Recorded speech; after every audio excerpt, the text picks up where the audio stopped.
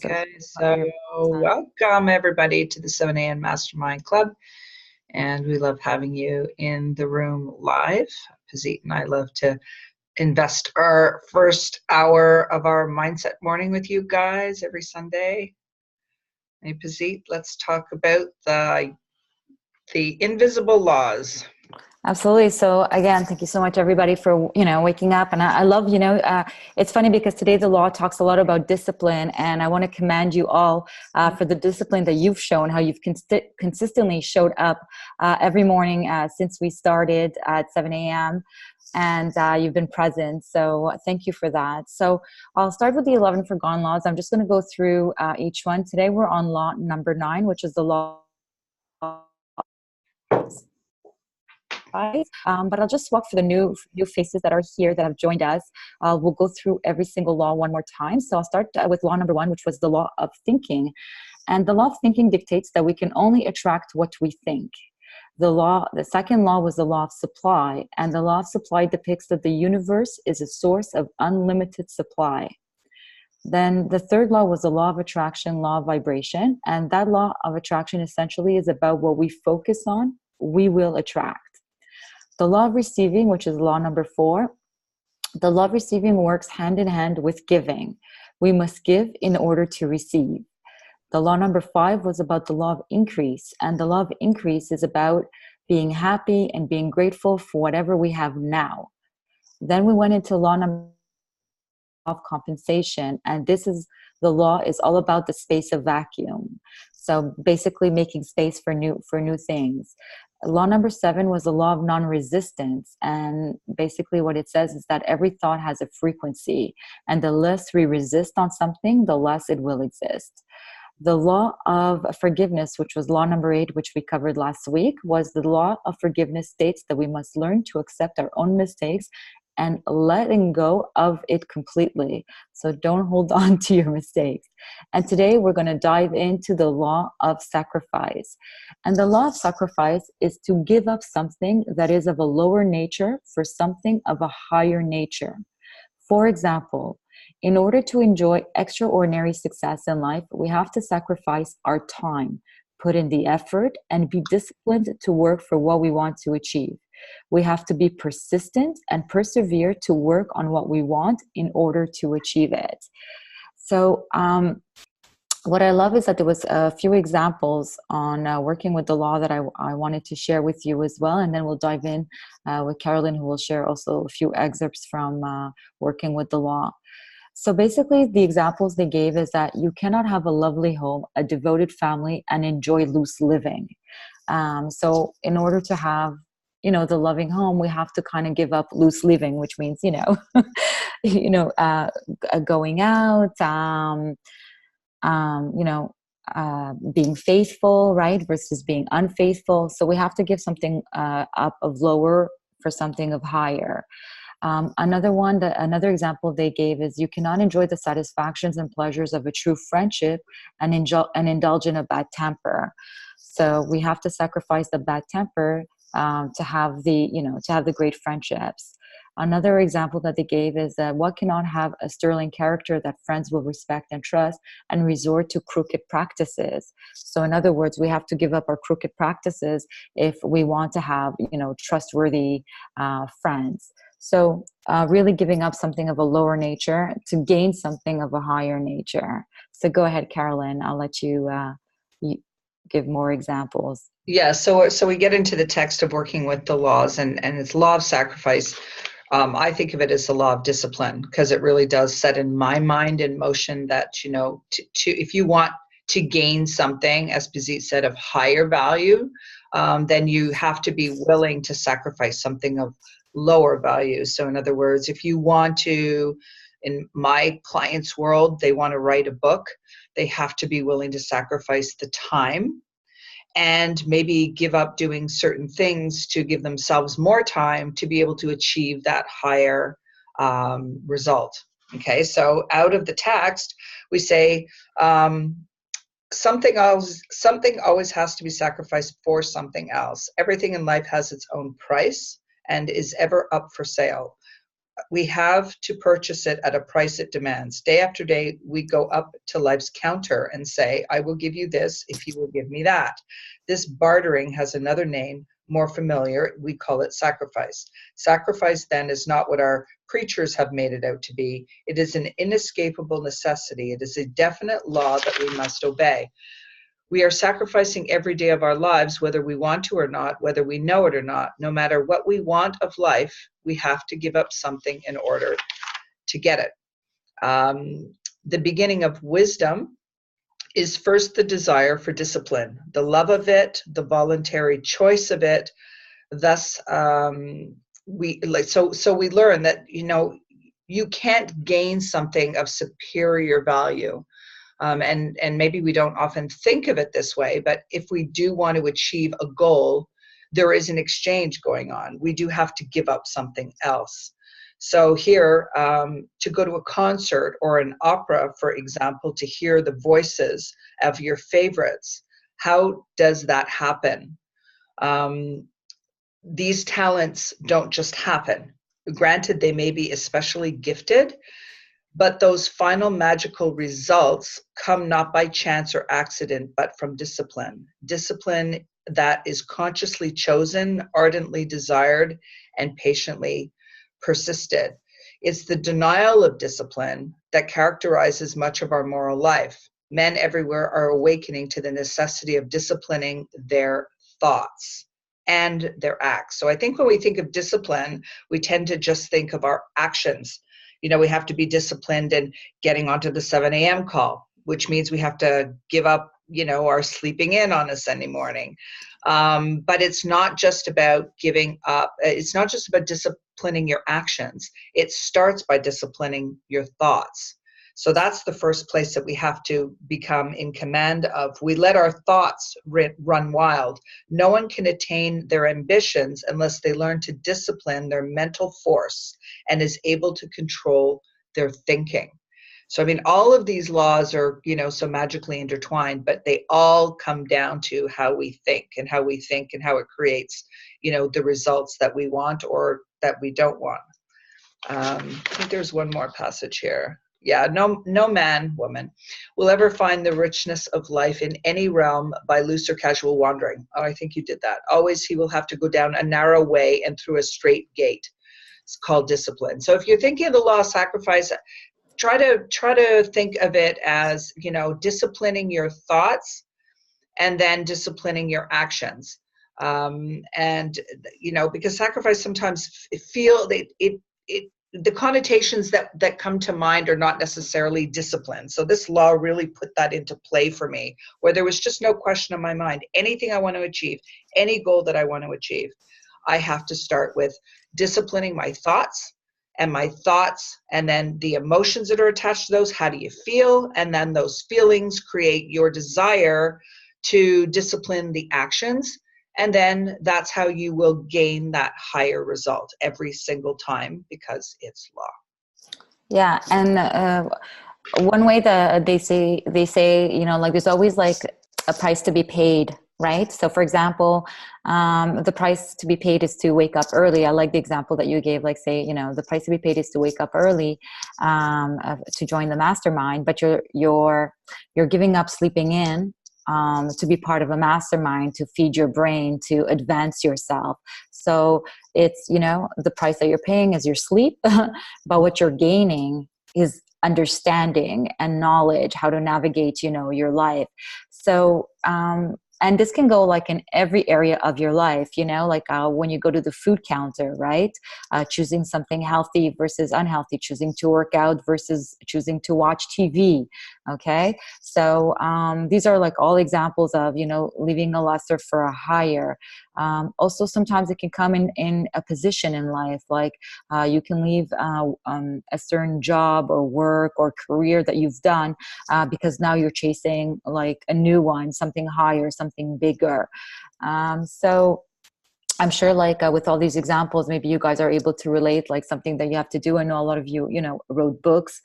So again, going back to Carolyn's example, taking your time to write the book versus taking your time, for something less, like just to sit around, or do nothing with your time, or waste time by watching TV, or things like that, or be an hour on the phone gossiping or talking, where it doesn't render you the same kind of result. And yet if you discipline your mind, why they say to discipline the mind is because you give your mind the commands, right? You have to remember, we are the creators of our reality. Our mind is a workshop, so it's you who decides to eat the apple or to eat the chocolate, but at the end of the day, if you for 30 days you're eating chocolate versus eating apples, the results will be different. Bob Proctor, his explanation always sticks in my mind for discipline, is just simply giving yourself a command and following it. That's right. We make it so complicated. We tend to, and we barter with ourselves. You go, okay, do I really want that chocolate? We go through this whole bartering thing, which is really the sacrifice of it. What you're sacrificing of the lesser to get the gain, to get the gain, but so you're bartering with yourself, when if you were to be disciplined about it, you would just say, no, that's not for my higher good. That's not for my best self. So, it brings to mind constantly that the laws are in play all the time. And this whole thought of discipline, we think of as just a word, but it's in fact part of the laws of living. It says here, if you wish to become a skilled athlete, an efficient teacher, an expert lawyer, or a beautiful singer, the beginning of such success is first the desire for discipline of your time and your thought. If you want that rich, radiant, and worthwhile specialty in living life, the rule is just the same. An undisciplined life is an insane life, right? Because you're never going to achieve the results you want unless you set your mind and your thoughts and your actions into a disciplined state, because you're going to give up the lesser to gain the greater. Yeah, I think a lot of for example, athletes like Tiger Woods, right? So, he's not number one for no reason. He had to practice more than anyone else, or any other athlete, right? If when you listen to their biography, when you listen to their stories, you will see that they practiced more than anyone else. When everybody went home, they stayed on the court. He stayed on the golf course, They are world champions because they are very disciplined in their art. They have a, strict regiment in terms of, waking up, practice, eating habits, going to the gym, and all those things add up. Day after day, doing all these things add up. So they let go, drinking, drugs, whatever it is. So they can feed their vision of who they're becoming. They're very clear, Tiger Woods was very clear that he wanted to dominate, the golf world. He wanted to be the master. That's what he wanted. I imagine that Muhammad Ali, he always said, there's an expression that he said, work now, and be a champion for life, So they understood that, when you give up something, you only give it up for a certain period of time. You know what I mean? In order to gain what you want. And once you gain what you want, you can either continue, like Tiger Woods, I think he changed his swing 2 times, even though he was world champion. He kept changing his swing because for him it was, just getting better and improvement. Exactly. Improvement. And I'm sure if you guys think back to something in your life that you're really proud of that you achieved, you could probably track it back to the habits and the disciplines and what you gave up to get it. Just think of anything that you've achieved that you feel really moved you forward in your life, and give yourself just give yourself a minute to think about all of the things that you sacrificed to get it. It's going to show up like that every time. That's how the law works. That's what I love about the laws. They don't kind of hang in sometimes when this circumstance or this this scenario works this way or that way. Each law is always working all the time, so you can count on them. There's that consistency that if you apply these laws, they work for you. If we don't apply them, they work against us. That's right. So the whole magic here is knowing that you're the creator of your, of your reality, is that you understand the universal laws, because those are the laws. They're not man-made. Those are universal. They're not man-made, so they cannot be changed. They cannot be changed by man. So once you are in harmony with the laws, well, then now you're living a more harmonious life. Most people are not in harmony with the laws, and so they are in chaos. Just because most people are not aware of them. They're not aware that they exist. They are aware of a few of them, like the law of gravity, but they're not aware of the 11 laws. So all you guys that show up to the mastermind, you have an edge, you have an advantage, because when things happen in your life, like maybe today after you heard this conversation, you'll think like, instead of sitting and watching TV, I'll go for a walk. You know what I mean? You'll make like different choices, just like one quick one, but you'll make different choices. Or maybe you'll be like, okay, enough with like not writing. Today I'm gonna like set 20 minutes and I'm gonna write, like enough of this, enough of like distracting myself with things of lesser values, going to the grocery store, going to the pharmacy, oh, I have to make this phone call, like things that are distracting you from getting to what you want. And you always have to remember, this is coming to my mind a few times, that we can always see what we're letting go, but we can never see what we're gaining. Exactly. But when you have a vision, it's very clear what you're gaining. You know that if you write every day, at the end of the day, you're going to have a book published.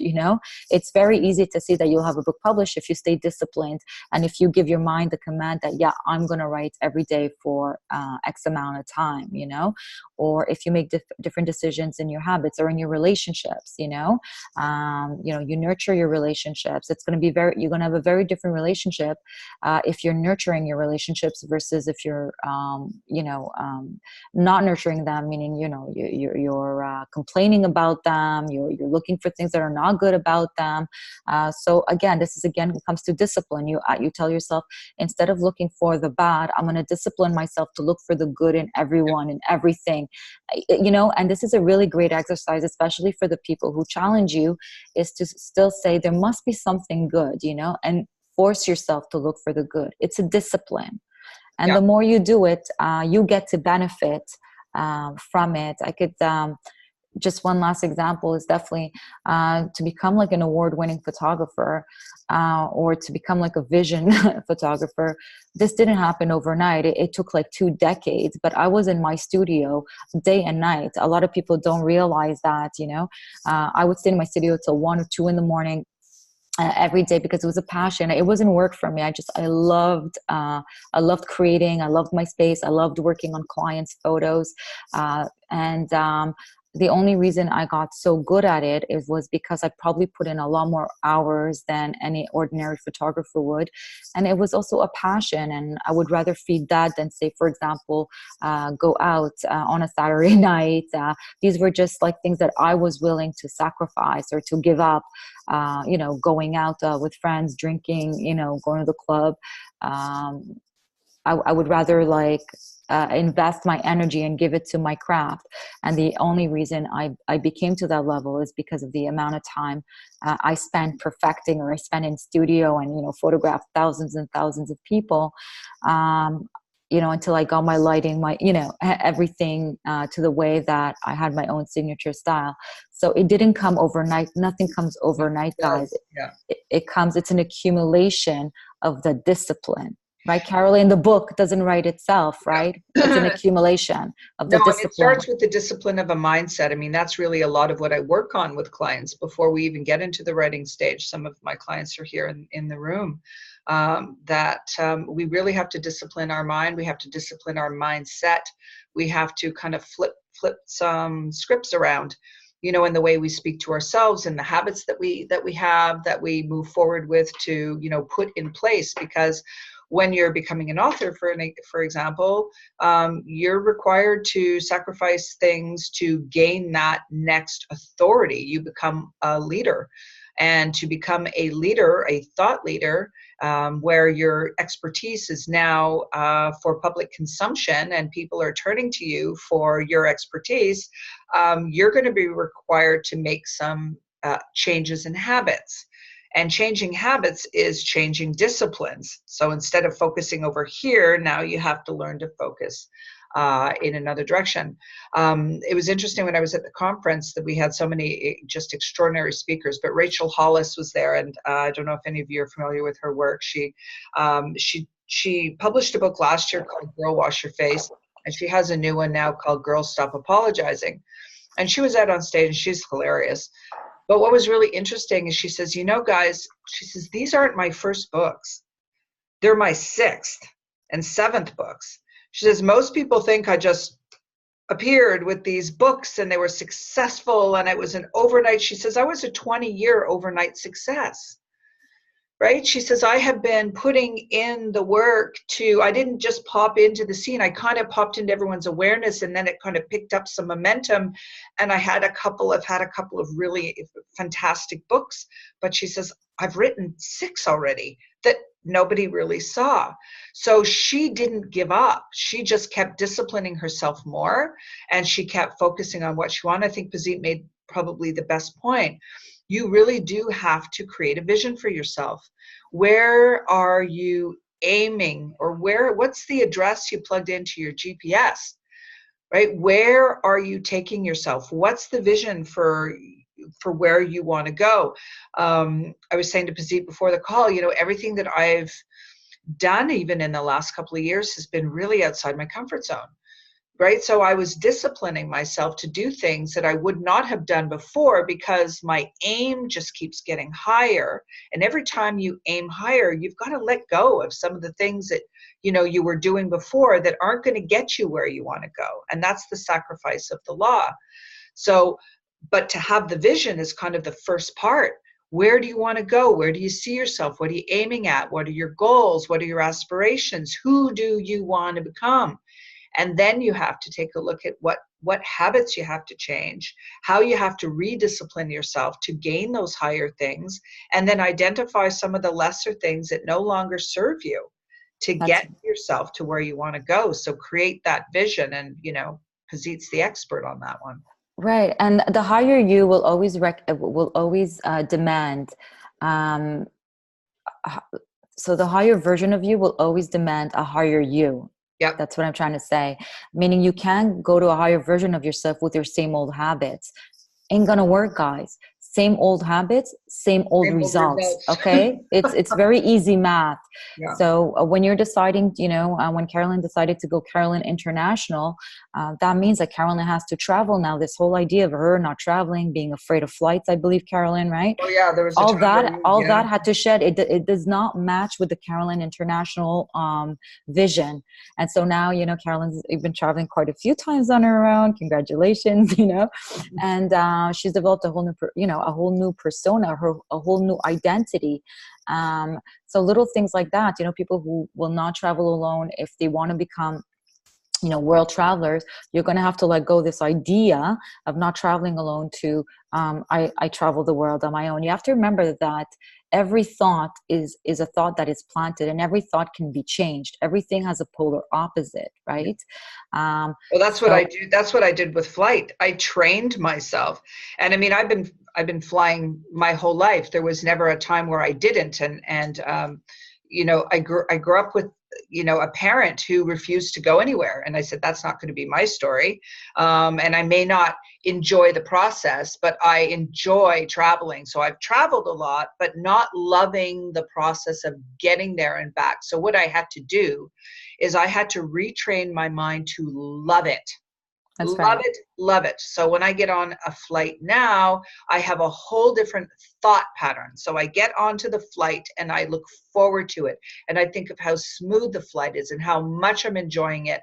And I take the window seat and I look outside and I take pictures of how beautiful it is. And I've had to train myself to think of this experience in a different way. Because what I said to myself is I am in a time in my career where I'm broadening my business and I'm creating, you know, these partnerships, and it will require me. So that's the role that I see myself in. So you have to then adapt your actions, but before you change your actions, you have to change the way you think about what it is that you may not have wanted to do before. Because I would sacrifice a heck of a lot in my business if I did not change that habit. That's right. So again, the higher vision of you demanded a higher Carolyn, you know, Carolyn had to develop higher disciplines within herself in order to be able to fulfill the vision. And not just Carolyn, this goes for anyone out there, you know, to look at Tony Robbins, Bob Proctor, any athlete, Michael Jordan, you know, and they all have stories. They all have stories like that. They all had to develop. Oh my gosh, if you listen to some of the stories, their particular stories of how they achieved, you know, the results that they achieved, they all have stories of sacrifice. Right. Well, I remember Bob Proctor was very, very shy. If you guys hear a lot of his like first tapes, he would say he was very, very shy, most highly unlikely to be the one talking in front anywhere, you know. And today, look at him, is in front of stages, and he understood that because he wanted to teach the material to the world, you know, that he had to take on a new persona. And so he did, you know, and so he did. So once you know where you want to go, once you know what you want to do, it's just to align, you know, to be congruent with your vision, to be congruent and knowing that there is a price to pay. And the price to pay is letting go of the old, okay? Letting go of the old so you can get the new. Yeah. And this law goes very well as well with the law of vacuum, because the law of vacuum always means to make space, right? To make space. You got to let go of something to make space for something new, meaning you can't bring in something new. Like, just say, imagine a cupboard that's really, really packed. You know, even if you have more stuff that you got at the groceries, whatever, if the cupboard is packed, you can't really, like, you can't stuff it anymore. That's it. It won't close, you know? So you have to take things out. And it's the same thing as a human being, except instead of taking things out, we got to like let go of certain things so we can make space within ourselves to accept new things, you know. I had to let go thoughts, letting go of the way you think about certain things, letting go of thoughts or habits to gain the higher version of yourself, which requires more refined, better habits, better actions, better results. That's it. Or for me personally, letting go of Montreal to gain Miami, you know, that's something I've wanted for years, and I had to let go. But it's not just letting go of Montreal. It's letting go of a business, a successful business. It's letting go of family, letting go of friends, you know. So these are the things that I'm willing to let go in order to fulfill my vision, because I feel like my vision is going to expand more here. So this is my calling. So so here I think we gave like quite a few examples of what it is. And now I think, Carolyn, why don't we open the floor, unless there's something else that you want to add? But I feel that I think we covered it. If anyone has any questions, but questions or understanding or anything that they want to share with the mastermind, if they want to use our mind to get clarity on certain situations, we are more than happy to be here. So go ahead. All right, Kim, let's do it. We're going with Tracy. Yes. Tracy. Yes. Oh, Tracy, sorry. It's okay. That's okay. I knew what you meant. Tracy Kim. I had this discipline a lot when I was younger, and I'm trying to get it back in a sense. When I was younger, I was born with performer muscular dystrophy, and I spent the ages of 8 to 12 in a wheelchair. And I gave up my childhood and I gave up my time. My focus was constantly on what am I going to do to be able to walk. And I spent hours as a child in a medical library doing research. I was precocious, so that helped. And I spent a lot of time experimenting with my own body until I found things that started to work, and I would talk to people. I was very shy, but I remember going up to a dance teacher and, saying, I want to learn how to dance, because I kept on having these visions I could dance. And I was in a wheelchair, and she said, well, I can't teach you dance, but I can teach you Pilates. And that was the step that, along with free weights, that got me on the crutches.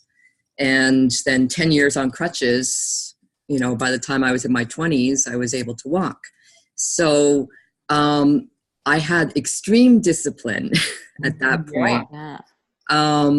And that occupied my mind all the time, other than getting good grades. That was the other, because I felt it was a means to an end. If I got good grades, I'd get into university, and that would help me even if I ended up back in a wheelchair. So now I'm at a point where I married into a family of chaos, and it's affecting me. And I do have goals. I do have things I know I should be doing. And I find maybe it's depression. I don't know, but there's something that's got me kind of paralyzed. And so a lot of what you're saying, I totally understand. I've been trying to be gentle with myself, so I do a little bit every day. That's good. Like I get out to the gym, or I yesterday for self-care I had a massage.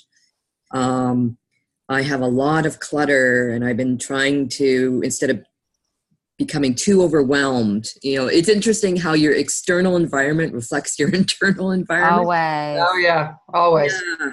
So I've been slowly going through things, trying to get through at least a couple of boxes a day, so I am seeing progress, but I'm trying not to get into the trap of thinking, oh, I used to be able to do this, but I used to be able to do this. Right. But you, like you said, you're taking baby steps. But if you if you were to write down every day, right, 6 things that, first of all, decide where you want to go. What is it that you want to be doing? Where do you want to be going? What are your goals? And then, write down the night before the 6 action steps you could take the next day, or, doesn't mean you have to achieve all 6, or write down 3 things that that you want to do to get you to the goal that you've set for yourself. And then just tick them off the list and see how you can, and they can be very small. They can be small things, they can be big things. But for you, it's a question of feeling that progress, right? And doing something to move you towards your goal every day. Because then you feel accomplished, then you feel good, then that good feeling is back, and then you feel like you're not, so you know what I mean? When we're accomplishing even baby step goals, we're feeling like we have moved forward, and that's what's really important. Well, that's it. I'm trying to keep that in mind. I have this sense of urgency, especially with the clutter. And someone had told me, well, it's not about the clutter, it's about your life. And I think that's it. It's almost like, because this isn't me.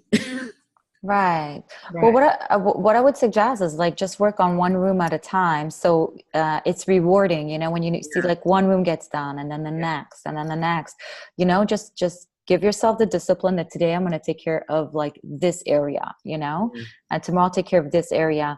And then you'll pick up momentum. Momentum. And remember, first of all, I want to congratulate you, honestly, like, wow, like going from crutches and sticking to your vision of a dancer that got you to walking. I want to congratulate you on that. That's not an easy one, but just remember that if you were able to get out of a wheelchair and walk again, you can clean a room. You know what I mean? You can do it, and it's all in your mind. It's just thoughts, right? You have to realize depression is just an accumulation of toxic thoughts. Toxic thoughts. That's all it is. So when those toxic thoughts come, send them love and just say, I am not her anymore. I've decided, and like really and talk to yourself in the mirror as well. Look at yourself in the eyes in the mirror. I think that is one of the most powerful exercises that I do. I talk to myself and I say, you are not her anymore. You have moved forward. This is who you are now, and when you talk to yourself, when it's like one-on-one coming from you, it's like, there's something that connects, So, you'll feel shifts. Yes. I have started to do that. I do know the power of it for sure. And but I liked also, I just wanted to say, I like the idea that you have to move forward positively, you have to let go of something negative or lower energy. I'm trying to do this with my stepdaughter, who she's unfortunately, she escorts. Basically a pimp. And she's actually a really good, nice girl. And I told her, I go, what you've chosen, I'm trying not to judge, but it's soul sucking. But that's her journey. It's not yours, right? And you can only work on you, that's the thing. Don't go into anybody else's business. That is her journey. It's between her and the universe. We all have a different path we got to walk. Not everybody understands it, but, working with the laws teaches you how to nothing is good or bad. Nothing is, pimp or not. It's just your thought that makes it so. I realize this is my issue, but I like what some of the stuff you've shared. I'm going to share with her, and then she can make up her mind. But you start with you first. I believe that, when you clean up a home, you got to clean yours first. Yes. This is your home. Yeah. So once you clean your home, especially here, this is the biggest part. This is the biggest room. Once you clean your mind, okay, everything else will fall into place. And people will see you. You become an example. People will be like, what did you do that's different? I want to know what you did, you know? Yeah. And so she will be attracted to that. So I would say start with your own home. Yeah. And then expand. Because you're right, Tracy, your inner world, your outer world reflects your inner world. So when you see clutter on the outside, you have to ask yourself, okay, where's the clutter on the inside? And how can I work on clearing some of that clutter out of the way first? And then all of a sudden you magically start seeing your outer world reflect that calmer inner world. So you'll be more motivated to go and say, oh gosh, I got to clean out this room. And it won't be such a task and a chore. It'll be something that you'll just feel like you have to do because it will be reflective of how you feel on the inside. Right. And I was going to say, bless her and love her the way she is. I've heard a lot of stories, of kids, like parents and their kids kind of went, like off, sometimes more into crime and ended up in jail and stuff. And what they would do is they would bless the kid. And when the kid would come out of jail, he would come like a different person. They would keep blessing them and sending them love instead of condemning them for what, they're doing or for their actions. The parents would be like, I know, that he's a child of the universe. And I know that only good things are for him. And I bless him. And, they would just like say to themselves, not to the child. Yeah. And the child, you have to remember that there's thought transference. Yes. So the person feels it. Yeah. So if you do want to help her, I would suggest that every day you wake up and you bless her and you send her love and you let her know that she's loved, and you just do it on the inside, Yeah. And you could take a picture of her. I suggest to take a picture and look at her and say, I bless you and I send you love, and there's such a big future for you. And I know you're in a transition, and while you're going through this transition, I'm going to wish you all the best, like a really great outcome, and then let it go. Yeah. Yeah, and clean the house, clean the room. Yeah, exactly. Okay, so you got it. Yeah, put it into practice. You'll see it really works. It's magical. Yeah, exactly. Gabriella said, because when you do it for her, you're really doing it for you. That's right. That's right. We talked about that in our call. I think it was last week, or the law of forgiveness is where you just send people love. Right. Yeah. The ones that are in your life experience that are making, like you reflect on what it is about that scenario that's part of what, because it always shows up on the outside. So it tells you things about yourself and the way you're thinking, the things that show up in your life. So it's always an opportunity. Yeah. Nothing is good nor bad. Always remember, it's our thoughts that make it so. It's our thoughts. Our thoughts that make it so. So thank you so much for sharing. Thanks, so let's so please, anybody else who wants to jump in? Wendy. Oh, Gabriella too. Okay, so we'll get you Gabriella right after. Go ahead, Wendy. Go ahead, Wendy. Morning. Good morning. People think I'm insane for being up at 7 a.m. and I'm like, no, it's great. I get to connect with people that like to do this kind of thing. Yeah, that's right. You're crazy for sleeping in and wasting your day. So no, I'd like to add to Tracy. That's amazing as you chip away at your space. So I'm actually overcoming some things and getting my business rolling, which is organizing your space. Actually, it's organize your life, because it all intertwines. So I have I've taken the holistic approach, body, mind, spirit, and I've added space. So because I know that for me, when my space is cluttered, my brain, because my brain is already cluttered with the things I want to do, my space is cluttered, it distracts me from the focus on my moving forward, moving to, on the sitting and doing the business. So when my space is clear, it's clear for me to be able to just focus on doing the business stuff, especially when you're trying to work from home and you're used to working in an office, so it's like every day you just do it's new discipline. It's a discipline. You have to. And again, letting go of something. One thing I let go of is staying up late and waking up late and getting on with things, because as far as my body, I want to stay as fit as I can and stay healthy, because I feel my health is my wealth. So whether it be mentally or physically, so I sacrifice sleeping in, and I get up and I go to the gym pretty much every day. When I can, sometimes I have to leave a little bit earlier for other things, so it doesn't quite pan out, but I am focused on doing that. And then I do every day, as far as my space, I tackle one drawer. I help other people to do that as well, because it becomes very overwhelming when you've let things go for so long.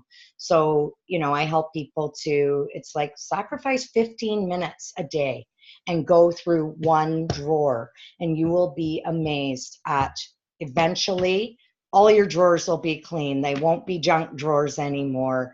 Let go of some of that stuff. Don't hang on to it. Oh, well, I might need it. I might need it. No, you don't need it. If you needed it, you'd be using it right now. If, Yeah, it's like a mind game. Totally. Like I feel what you're saying, Wendy. It's like a mind game, you just got to let go, yeah, I mean, there's some things like or get to feel sorry, it, anyways, I'm it getting way makes you off feel track. good. But with Tracy, I think if you just plug away at your space, like don't worry about the mind stuff there. Just focus on your space and getting it clear, and think of it as you're clearing your mind. As you're doing that, as you're tidying, as you're rearranging your thoughts, rearranging your, and clearing, so that you can focus on where you want to go. And that's what I'm trying to help people with. I think through helping them with their space, I am doing a lot of mindset coaching and teaching Absolutely. them how to do that. Well, Um, thank you so much, Wendy. I totally like I love what you said, because it's also like when you clear your space, you're also allowing for new things to come into your life, right? So if you are both in Montreal, I would definitely recommend that you connect, because I believe you can definitely Yeah. use her services. Yeah. It's a really good match. I really like it just like clicked when Wendy showed up. But absolutely, so if you guys are both in Montreal, I would definitely invite you guys to connect. And it does help when somebody can help you through it. So if you do need help, you have to remember, guys, you're never alone. No. There's always people willing to help, or people you can definitely hire their services. I know that I hire services for the things that I personally don't feel I want to do myself, and I love it. It just makes the whole process so much funner, so much easier. Yeah. Get friends to help you, like a friend party, clearing party, so you guys can get creative. So thank you so much, Wendy. Gabriella, let's hear from you, hon. Hi, everybody. Good. Hi. So, We get the whole face. how about that? So basically this week, there was something really interesting that happened to me with my daughter. And I would say this is more the law of sacrifice for me, because without getting into too many details, she announced that there was a possibility that she would have to go and live with her in-laws while she's in transition, waiting for a new property. And she's pregnant. And I had told her that if she was going to do that, that it was going to really hurt my feelings, only because I was into my brain thinking about how it was going to affect me, her living there with the baby and me not being able to go, and all these stories that I had created. And I don't know what happened. I guess I prayed on it and whatnot. And someone kind of also helped me to say that, this is her journey and it's her experience. And the moment that I was able to just like say, okay, and see the back of her, like going towards her future and me supporting her with love and support, oh my God, it was like a huge weight lifted off my shoulders. So I don't know, it's like as if when you really do let go of something, but it's not something, it's more your own macerations that we have in our head, right? So these stories that we build and we begin to like really believe them, but they're just stories. That's Yeah. right. And if you look at any time, I know for me, if I any time that I get to the a next level of anything, I always understand that it was right, like almost immediately after I let go of something else. Yeah. Like that coming, that in when you're willing and you're in the state of allowing, you have to give up one to get the other, because you can't, to bring in more, you must let go. I mean, the closet it's just a great example. It's how it works. If the fridge is full, you want to bring in more, but there's just no room. It's the same way in our life. So if you look at any time that you've ever moved forward in a big way or achieved anything, it's usually because you've cleaned up something, whether it's your thought or the way you were behaving or something that kind of happened before it. So that's the beauty of knowing that these things always, that the laws are always working, because you know that it's not going to fail you. So letting go becomes a really, really, like, I feel an incentive to let go of things that don't serve me, because I know what will happen after. It's huge.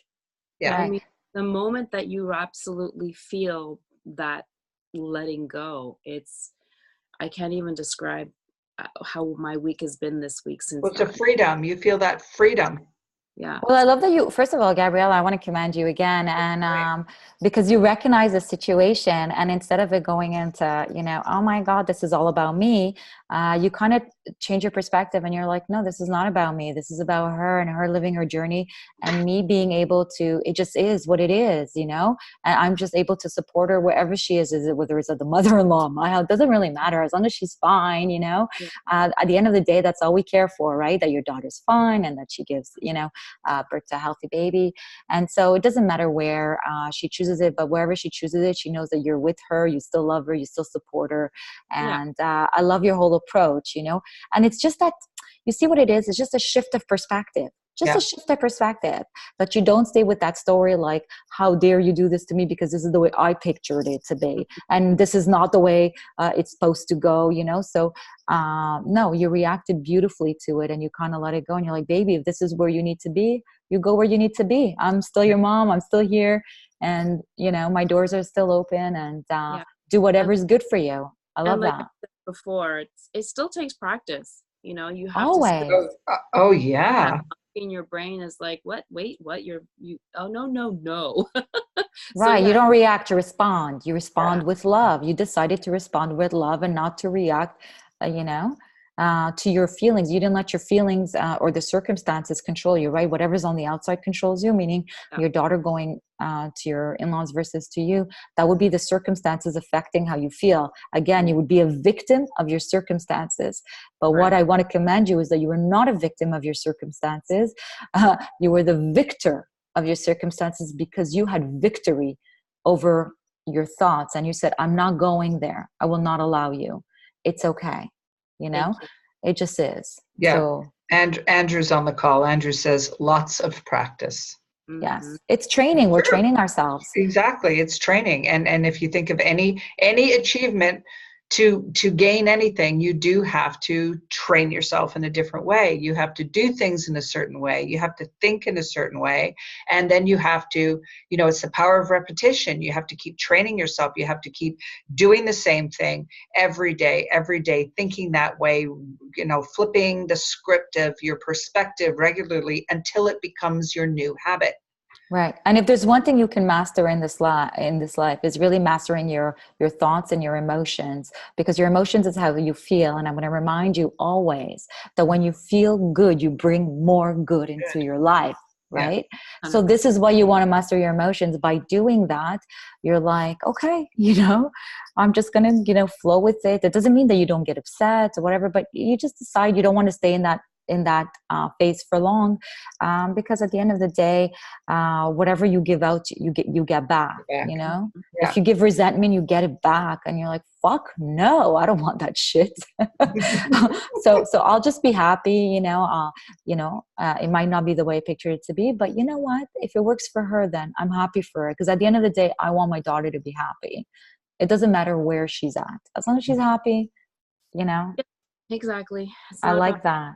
Exactly. It isn't about you. So kudos for for responding. And so you working with the laws. Thank you. Yes. Great. So you got it. So if anybody else would like to come on the call, we got a few more minutes. Does anyone else have anything to or share a story, or anybody wants to share something that they're willing to let go of lesser value to gain something of higher value? Okay, Maria. Go ahead, Maria. Hi, good morning. Good morning. Maria. Oh, hi. I can't see you on my screen, so I was like, okay, Maria's here. Yay. Always. Unless I have no signal. Last week I didn't. I was up in the mountains of Tennessee in Gatlinburg. But I wanted to say that I think today was, well, every time I'm on this call, there's always something so incredible. But I think the thought, I think for me, the key that I've learned this week, and I know that you guys sometimes ask, like, what was like, what stuck in our head, was the fact that I forget that you should focus on what you're gaining rather than what you're letting go of. Even if you can't see it. Right. Totally. But it's such a simple shift in your brain when you continuously think about it, or maybe put it as a reminder like I do with the tattoos and stuff, because it's so easy to forget.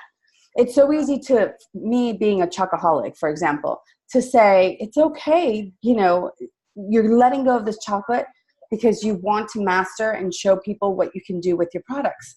Like, you're going to gain everything, your whole entire vision by and then when you get to your healthy weight, or when you get to all these beautiful things, you can still go back to eating chocolate. It's not like you have to give it up forever. But it's so interesting how I think a change and shift in this call, thinking, no, wait a minute, like, find something to focus on that you're gaining and just focus on that. Stop looking at oh man, I can't, I have to, like, waking up I'm good with.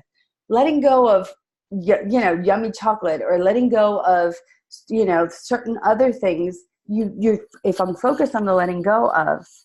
So I thought that was a very good, that's what I learned this week, more importantly from you guys, is the fact that, and the other thing is, that I learned, and this I learned from a conversation that I had with Pazit, was also in the organizing or the budgeting, let's put it this way, of our time. So I actually budgeted my time, the entire, like, Google Cal, like, I've never done this before. And every day, like, I put down all my girl time, all my this time. When you put, and this might help Tracy too, because sometimes when you put things in place, like, I'll be like, the same thing happens with me with my house as with you, but I've been able to start to let go of it because I just put a little timer. I'll put a little timer on, put some music on, 15 minutes, and then I'm like, da, da, da, da, da. But I know it comes on my Google Cal. It's like, okay, this morning, ding, you got 10 minutes to clean this area. Yeah. And then I focus, once again, what I learned today, right now, focus on the gaining, even if you can't see. It's like, ooh, maybe it's a surprise. I can't wait to see what I'm going to gain. So thank you for that, because I think the perspective shift is going to be phenomenal in what I'm doing, especially this week. That is a huge week for me. So yeah, that's so good. And you know what, you hit the nail on the head as far as time, because I'll share something that I shared in some of my other groups. I'll put it in the 7 a.m. club. It's a Bob Proctor-ism, but he learned it from Earl Nightingale. And he sat down with Earl Nightingale once and he asked him, how do you manage your time? And he just laughed at him. He said, you don't manage your time, right? We don't manage time. We all get the same 24 hours. But what we do is we learn to manage our activity. And when you learn to manage your activity, that's what I was saying to Tracy before, suggesting you write down 6 things. Okay, that's the habit that Earl Nightingale taught Bob, is to write down 6 things every day, goal achieving activities that are going to get you to your goal. So number 1, you have to know what your goal is, right? To know what you're moving toward. And then every day, write down 6 activities. So for you, if it's cleaning, the house and mark them in your calendar. Like, I have a period of time in my day. It's a 2-hour period of time. And the only thing I do in that block that's in my calendar is revenue generating activities. So how can I create something that will benefit my clients? How can I reach out to people that I know that I want to follow up with, and just things that are specific to that. So, if you have, your goals are in your house and you want to take that one drawer, like you said, then just block out the time like you did, Maria, in your calendar. And that's a really, really great way of doing it, because it's like an appointment at the doctor, right? You would go because it's in your calendar. Right.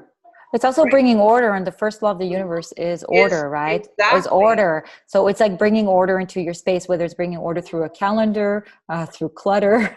That's why we feel so disoriented and unharmonious when our space, right, is cluttery, because it reflects our mind being uncluttered, which means we're not in harmony with the laws. So that's the first play. Like, we really, like, those two things really do reflect one another. And always remember, uncomfortable. And always remember that that your outside is the out picture. This is the out picture of what's going on in here. Yeah. So don't be upset with it. Just be like, oh, holy shit, if I created this, well, I can create the opposite, right? Yeah. So you just be like, okay, this doesn't work for me. So your result is just something to glance at. It's not something to stay in. It's something to glance at. And this is how we fit. Exactly. It gives you a piece feedback. Of evidence. It's just a picture. Yeah, it's a picture. And you're like, okay, well, I want to change the picture, right? And so that's all it is. So Carolyn, I think that we need to start wrapping it up. It's 8:00. So any last words, Carolyn, and before I'll close? No, I'm just, I loved hearing the shares today. I think everybody's and I'm hoping everyone has a little clearer picture about how powerful the discipline is here, and how we're really, really in charge of, for me, it's my mind is a garden. My name is Flower. I'm allowed, right?